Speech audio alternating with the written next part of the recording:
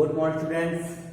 Class 11 में वायरसों से ही related एक नया टॉपिक, वायरसों में ही अगले क्रम में एक नया टॉपिक है। उस टॉपिक का नाम है वायरस संक्रमण के लिए प्राकृतिक सुरक्षा, नेचुरल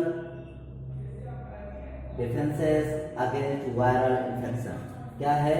वायरस संक्रमण के लिए प्राकृतिक सुरक्षा। देखिए, ये तो हम लोगों को पता है कि जो वायरस होते हैं वो वायरस मानव या जीवों को संक्रमित करते हैं। ठीक, तो जब उनको संक्रमित करते हैं तो हमारे शरीर में ऐसी कौन सी प्राकृतिक सुरक्षा होती है जो वायरसों से लड़ने का काम करती है। तो हम लोग इस टॉपिक में यही जानेंगे। तो वीडियो शुरू करने से पहले अगर आप हमारे चैनल पर नए हैं तो चैनल को सब्सक्राइब कर लें, बेल आइकन को दबा लें ताकि आपको वीडियो मिल सके। ठीक, तो चलिए आइए शुरू करते हैं वायरस संक्रमण के लिए प्राकृतिक सुरक्षा। ठीक, लेकिन ये टॉपिक शुरू करने से पहले हम लोग ये जान लें कि वायरस हमारे शरीर में प्रवेश कैसे करते हैं। तो जो वायरस होते हैं वो हमारे शरीर में प्रवेश कैसे करते हैं, पहले वो जान लें, फिर उसके बाद हम इनसे सुरक्षा भी जानेंगे कि शरीर में सुरक्षा कैसी होती है। तो सबसे पहले जानते हैं कि वायरस हमारे शरीर में प्रवेश कैसे करते हैं। देखिए, वायरस जो होते हैं वो चार प्रकार से हमारे शरीर में प्रवेश करते हैं। जैसे जुखाम है, ठीक, चेचक है, फ्लू है, और अभी जो चल रहा है ये कोरोना वायरस। तो ये इस टाइप के जो वायरस हैं, ये कुछ जो वायरस होते हैं ये हमारे श्वास मार्ग से, वायु के द्वारा श्वास मार्ग से शरीर के अंदर प्रवेश कर जाते हैं। तो ये श्वास मार्ग से प्रवेश करने वाले वायरस होते हैं। फिर जैसे कुछ पोलियो है, हेपेटाइटिस है, तो इस टाइप के जो वायरस होते हैं ये वायरस हमारे लोगों के भोजन और पेयजल के माध्यम से शरीर के अंदर पहुंचते हैं। ठीक, फिर कुछ और वायरस होते हैं जैसे डेंगू है, पीत ज्वर है। ठीक, तो ये जो वायरस होते हैं ये वायरस कीटों के द्वारा पहुंचते हैं, जैसे मच्छर है, तो इन सब के द्वारा ये हमारे शरीर के अंदर पहुंच जाते हैं। और जैसे चौथा वायरस एक HIV वायरस होता है, ठीक, ह्यूमन इम्यूनोडिफिशियंसी वायरस। तो ये जो वायरस होता है ये हम लोगों के शरीर में जो है लैंगिक जनन के समय लैंगिक संपर्क में आने पर एक शरीर से दूसरे शरीर में पहुंचता है। तो इस प्रकार से जो वायरस होते हैं वो हम लोगों के शरीर के अंदर पहुंचते हैं। ठीक, तो अब ये शरीर में पहुंच तो जाते हैं, लेकिन क्या हमारा जो शरीर होता है क्या इनसे कोई प्रतिरक्षा उत्पन्न करता है या हम लोग दवाई खाएं तभी ठीक हो पाएंगे?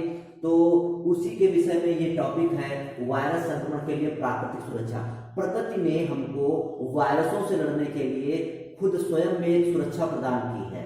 मतलब प्रकृति ने हमको इतनी ताकत दी है कि हम वायरसों से लड़ने के लिए शरीर को स्वयं सक्षम बना सकते हैं और बनाते हैं। ठीक, लेकिन कैसे बनाते हैं तो हम जानेंगे। तो इसके लिए तरीके होते हैं, प्रकृति ने हमको कुछ तरीके दिए हैं। सबसे पहला आता है ज्वर, फीवर आपने सुना होगा कि जो ज्वर आता है, तो आपको बता दें कि जो ज्वर होता है वो शरीर के लिए अच्छा होता है। अच्छा क्यों होता है कि अगर ये ज्वर नहीं आएगा तो हम लोगों में जो रोगाणु हैं, जो वायरस और बैक्टीरिया हैं, ये नष्ट नहीं होंगे और हमारा पूरा शरीर रोगाणुओं से भर जाएगा।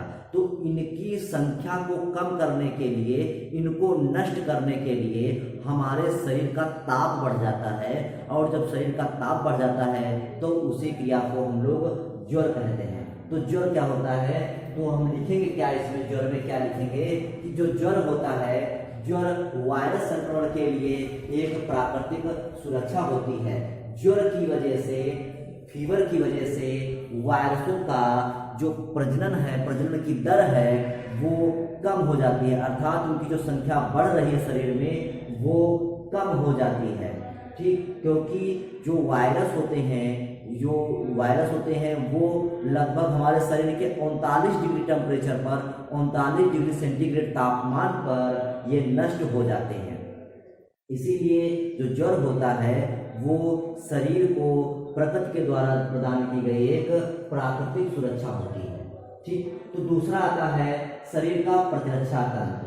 आपको बता दें, रोगाणुओं या प्रतिजनों से लड़ने के लिए हमारे शरीर का स्वयं का एक प्रतिरक्षा तंत्र अर्थात इम्यूनिटी सिस्टम होता है। ठीक। तो जो इम्यूनिटी सिस्टम होता है उसी के द्वारा हम लोग प्रतिजनों से लड़ते हैं। तो आपको बता दें, प्रतिरक्षा तंत्र में जो होता है वो दो चीजें होती हैं। एक होता है प्रतिजन, ठीक, इसे इंग्लिश में कहते हैं एंटीजन। क्या कहते हैं? एंटीजन कहते हैं। और दूसरा होता है प्रतिरक्षी। क्या होता है? प्रतिरक्षी। इसको बोलते हैं एंटीबॉडीज।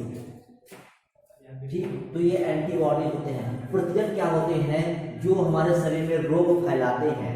हर वो चीज जो हमारे शरीर के लिए नुकसानदायक है, जो रोग फैलाए शरीर में, वो प्रतिजन है, एंटीजन है। ठीक। और जो हमारे शरीर की रोगों से बचाए, मतलब बॉडीगार्ड है जो हमारा शरीर का, वो बॉडीगार्ड मतलब क्या होता है? एंटीबॉडी मतलब बॉडीगार्ड। एंटीबॉडी जो हमारे रोगों को, जो हमारे शरीर को रोगों से रक्षा करे, वो कहलाता है प्रतिरक्षी। तो हमारे शरीर का स्वयं प्रतिरक्षा तंत्र होता है। हम आपको इसमें लिखेंगे क्या? हम तो लिखेंगे कि हमारे शरीर का प्रतिरक्षा तंत्र होता है जिसके द्वारा वायरसों के लिए प्राकृतिक सुरक्षा प्रदान की गई है। इसमें जो प्रतिरक्षा तंत्र होता है वो प्रतिजनों के प्रति लिम्फोसाइट्स, जो लिम्फोसाइट्स होती हैं वो लिम्फोसाइट्स प्रतिरक्षी का निर्माण करती हैं। और यह प्रतिरक्षी हमारे स्मृति कोशिकाओं में हमेशा के लिए संचित हो जाते हैं। जब कभी भविष्य में उसी प्रकार का कोई प्रतिजन अटैक करता है तो वो प्रतिरक्षी एक्टिव होकर उन प्रतिजनों का नाश कर देते हैं। तो इस प्रकार से जो हमारे शरीर की प्रतिरक्षा हो जाती है, तो ये भी प्रकृति के द्वारा प्रदान की गई है। ठीक। तो ये हमारा शरीर का प्रतिरक्षा तंत्र होता है। अब तीसरा आता है इंटरफेरॉन्स। क्या होता है? इंटरफेरॉन्स। तो जो इंटरफेरॉन्स है, ये सबसे पहले आइजैक्स और लिंडनमैन दो वैज्ञानिक थे। आइजैक्स व लिंडनमैन दो वैज्ञानिक थे। इन्होंने सन 1957 में बताया था। इन्होंने क्या बताया कि हम लोगों के जो शरीर में जो कोशिकाएं होती हैं, हम लोगों के शरीर में जो कोशिकाएं होती हैं, वो कोशिका अगर वायरस से संक्रमित हो जाए तो वो क्या करती है? तो वो कोशिका आपने जो है जो कोशिका संक्रमित हो गई है, वो कोशिका एक ग्लाइकोप्रोटीन का स्राव करती है। किसका स्राव करती है? ग्लाइकोप्रोटीन का स्राव करती है। उस ग्लाइकोप्रोटीन को इंटरफेरॉन कहते हैं। क्या कहते हैं? इंटरफेरॉन कहते हैं। किसको कहते हैं? ग्लाइकोप्रोटीन को कहते हैं। और ये ग्लाइकोप्रोटीन आई कहां से? क्योंकि जो कोशिका वायरस से संक्रमित हो गई है वो ग्लाइकोप्रोटीन अर्थात इंटरफेरॉन का स्राव करती है। अब ये करता क्या है? जो इंटरफेरॉन का जो स्राव होता है, ये इंटरफेरॉन जो ये पदार्थ होता है, ये स्वस्थ कोशिकाओं में पहुंच जाता है।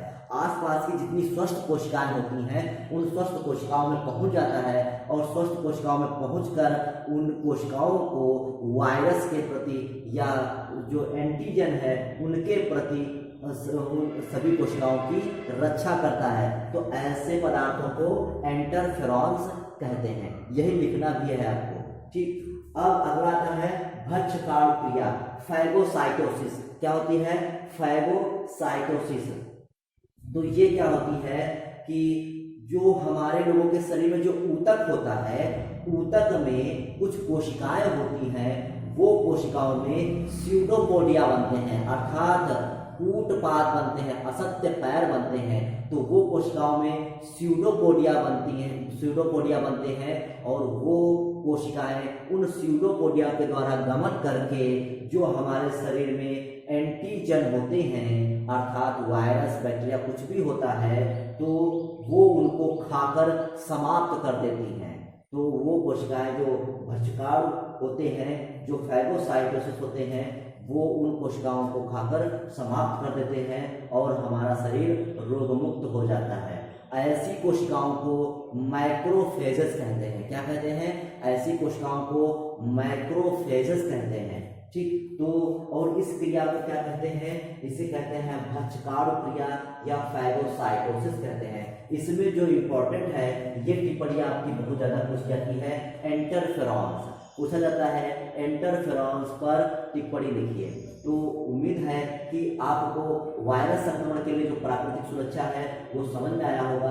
अगर फिर भी आपको लगता है कि कुछ दिक्कत है तो आप कमेंट में पूछ सकते हैं। तो कल फिर मिलेंगे एक नए वीडियो के साथ, तब तक के लिए थैंक यू, धन्यवाद।